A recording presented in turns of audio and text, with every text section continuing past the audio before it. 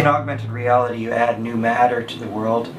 But the problem with that is it kind of gives you a headache after a while.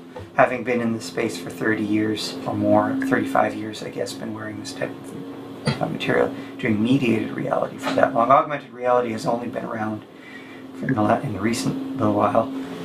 Yeah, augmented reality misses the boat in many ways because it just adds or thrusts new information onto us without really taking consideration of what's there and needs to be taken out to not have information overload. So what I had envisioned earlier on, back in the 1970s, was this replacement and modification of the reality to bring the new content in such a way that's respectful of what's already there rather than just jamming it on top.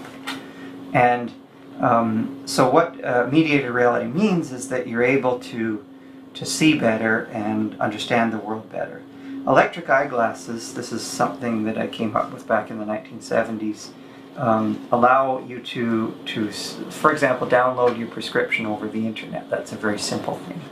But this goes beyond sort of the optical prescriptions. One of the things that I came up with in the early 90s is this wearable face recognizer that automatically recognizes names and faces and pops up virtual name tags on people, so it looks like there's a name tag on somebody as you're walking around. And remembering where I was, so for example, I would never get lost because I would always have this path to follow.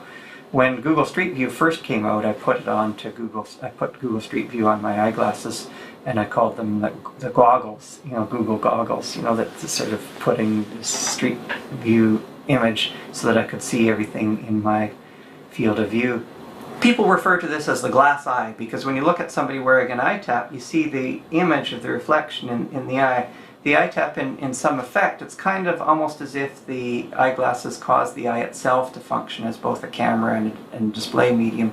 The rays of eyeward bound light drop off this diverter and into this camera. The camera is pointing this way, but you look in the eye and it's seeing this. So now you see it looks like I have a glass eye almost. It sort of looks like that you're seeing this lens here reflected in this 45-degree beam splitter over here, and then there's a computer-controlled laser light source on the other side that repaints that image onto my retina, exactly what was seen, but also the computer can intervene and modify it. So the image, the eye itself, in some sense, the image gets formed inside the eye of what the real world was captured from also inside the eye. And there's many aspects of mediated reality in eyeglasses.